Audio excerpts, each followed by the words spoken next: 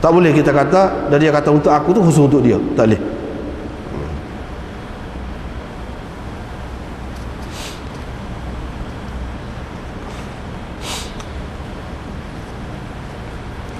Daripada sini hadis inilah, hadis ni Uzaifah ni dan yang seumpamanya, Imam Syafi'i mengatakan hak tanah su'id dan tayyibah yang dimaksudkan dalam ayat itu, begitu juga dalam hadis di atas tu, ju'ilat liyal ardu. Al ardu yang dimaksudkan di situ ialah turbah. Sebab hadis Uzaifah ni dia kata wa ju'ilat turbatuna lana wa ju'ilat turbatuha lana tahura. Turbah tu dia guna. Perkataan turbah tu maknanya tanah yang berdebu, bukan pasir, bukan lain, tetapi tanah. Dia pegang dengan hadis ni lah. Tapi apa ya, orang lain tak pegang tu? Imam Malik, Imam Abu Hanifah tak pegang dengan hadis ni. Dia kata kita tidak nafi turbah tu boleh, kita terima hadis ni pun. Turbah tu boleh, memang hak tu lebih molek kata dia. Tetapi apakah dalam hadis ni dia kata hak tu saja? Ada debu tu saja ke? Dia tidak kata. Kita kena ambil semua hadis. Hak ni salah satu. Memang hak ni lah hak yang terlebih baik. Tetapi kalau hak lain bukan makna tak sah. Sebab umum hadis lain tu ada. Al-ardu ni termasuk pelakor. Dia buat ikut tu.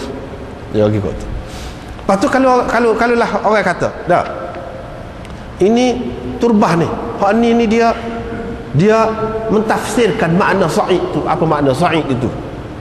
Muka bumi sa'id dan tayyibah. Kamu pergi carilah muka bumi tu yang suci.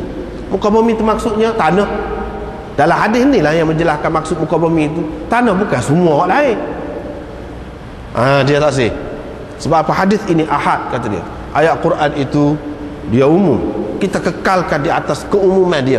Hadis ahad tidak boleh kita nak ikat makna Quran yang umum tu dengan dia, tak boleh, kata dia. Mengikut kaedah dia lah. Mengikut kaedah dia pegang gitulah kaedahnya. Iaitu tak boleh, tak padan. Kita kena kekalkan Quran itu dengan makna asal dia. Orang panggil muka bumi, apa dia? Muka bumi. Adakah hak tanah berdebu saja? Tidak. Yang pentingnya muka bumi itu tayyiban, suci. Suci, itu penting. Tak kira dia tu bahagian mana, tak kira. Yang pentingnya iaitu suci.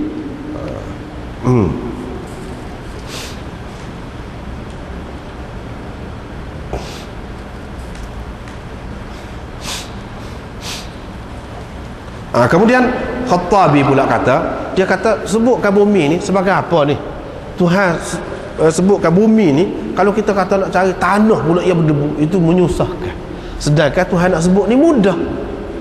Dalam hadis ni nak sebut semua bumi ni, mana bahagian mana pun boleh berlaku. Ini adalah kurniaan dia, limpah kurnia dia untuk memudahkan kita. Kalau kita ikat pula dengan waktu pula, jadi dengan tempat-tempat yang khusus pula, jadi menyusahkan juga. Tak adalah keistimewaan, kelebihan tu. Sedangkan sini ayat mana-mana apa boleh. Gitu. Jadi dia daripada situlah dia kata semua tanah semua boleh. Tidak kata khusus yang tertentu sahaja, tidak. Sebab Tuhan sebut ini sebagai nikmat dia, nikmat besar dia yang perlu diungkit, yang perlu disebut. Nikmat besar ni satu kemudahan yang tidak ada dalam agama lain. Dalam agama lain tak ada. Bahan pencuci ni tayamum, itu salah satu cara pencuci, tak ada dalam syariat dulu. Hak tu sepakat ulama. Adapun semaya, adakah tak boleh kecuali pada tempat yang khusus? Itu tidak sepakat lagi ulama. Sebab apa? Ulama mengatakan Nabi Isa pergi berjalan autoriti. Lepas tu dia sampai masa dia semaya lah. Dia tidak kata pergi cari tempat yang khusus. Ini menunjukkan bukan maknanya kata masjid ni mana-mana boleh sembahyang khusus dengan kita, tidak. Bahkan umat dulu pun ada juga hak tu, boleh juga. Tapi hak khusus yang tersebut dalam hadis ini iaitu berkenaan dengan tayamum. Hak ni khusus sungguh dengan umat kita. Adapun hak sembahyang tu di tempat lain, di luar daripada tempat khusus, itu tidak khusus dengan kita. Itu mengikut setengah ulama. Mengikut setengah ulama dia kata tidak, memang khusus dengan kita juga dalam arti kata tidak ada beza di sisi Allah Subhanahu wa taala. Sah berlaku mana-mana. Tidak kata sini jadi kurang, sini jadi kurang, tidak. Kecuali kalau masjid lah, masjid itu pun bukan kerana bangunan dia, binaan dia ataupun comel dia, tidak. Kalau masjid atas tanah sekalipun serupa juga nilai dia, pahala dia, di sisi Allah Subhanahu Wa Taala. Yang diambil kira di situ apa dia? Keikhlasan seseorang tu, keikhlasan dia, khusyuk dia tu. Bukan kata kena ada tempat khusus. Adapun agama lain dia kata kena ada tempat khusus barulah boleh. Setengah-setengah tu kata tidak, lebih, sekurang-kurangnya lebih. Bukan kata tak boleh, tapi lebih. Kita tidak gitu. Tidak gitu.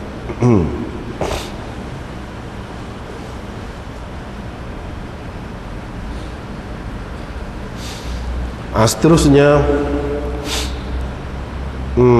riwayat yang kedua malam ni Sayyidina Ali lalu dekat Babil ni dalam Iraq lah ni lah, orang kemudian dipanggil Babylon. Babil lalu dekat tu. Apabila lalu tengah duduk lalu tu adalah tukar band dia tu mari rakyat masuk dah waktu sembahyang asar ni. Lagu mana? Sayyidina Ali senyap pergi tu. Apabila dia keluar daripada kawasan tu, dia pun suruh muazzin abang ataupun qamak lah. Dalam sini, dalam riwayat ni dia sebut qamak. Qamak ni dalam bahasa hadis ni dia boleh jadi makna bang, boleh jadi dengan makna qamak, boleh jadi kedua-dua. Tapi kalau kita kata bang, qamak tu kena ada juga. Kalau kita kata qamak, bang tu tak mesti ada. Tak ada ulama mengatakan bang saja, lepas tu tak payah qamak. Tak ada. Semua kata kalau bang, qamak pun kena ada. Tapi kalau qamak saja tak apa, ada. Tak bang pun tak apa. Bila dia pun qamak lah. Bila dia selesai sembahyang lah, tak apalah sembahyang. Dia pun kata, kekasihku telah melarang aku daripada bersembahyang di perkuburan dan melarang aku daripada bersembahyang di bumi Babil, kerana ia adalah bumi yang terkutuk.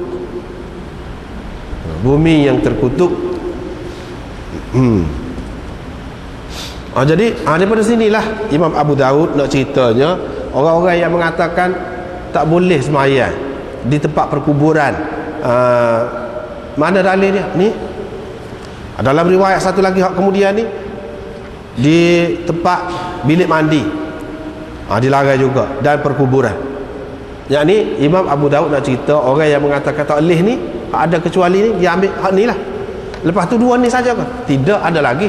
Mana orang lain hak terima hak lain lagi, dia pegang dengan hadis juga, hadis hak kecuali tu. Tapi di sini dia sebut dua saja. Ada lagi dalam riwayat lain disebut lagi beberapa tempat lagi. Walau bagaimanapun Imam Abu Daud nak cerita yang punca jadi khilaf tu kerana berbeza-bezanya hadis. Lepas tu orang ni pakar ni, orang ni pakar ni. Orang hak tak si pakar hak ni dia utamakan hak yang pertama tadi.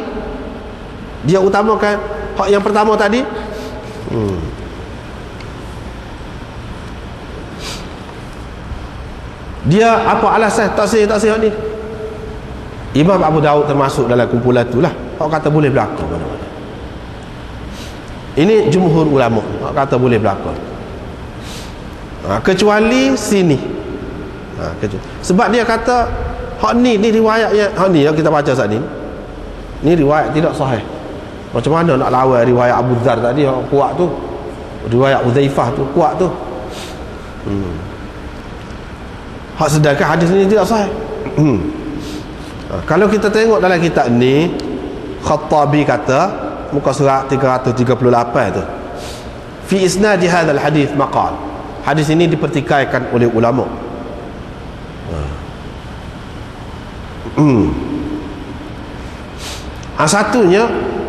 Salah satunya sebab apa?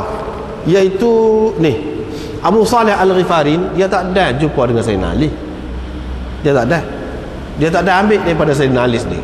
Bermakna sanad ini munqati', putus. Mesti ada orang lain di antara dia dengan Sayyidina Ali. Sebab dia tak ada. Ulama semua kata dia tak ada. Tidak sabit sama dia daripada Ali. Tidak sabit.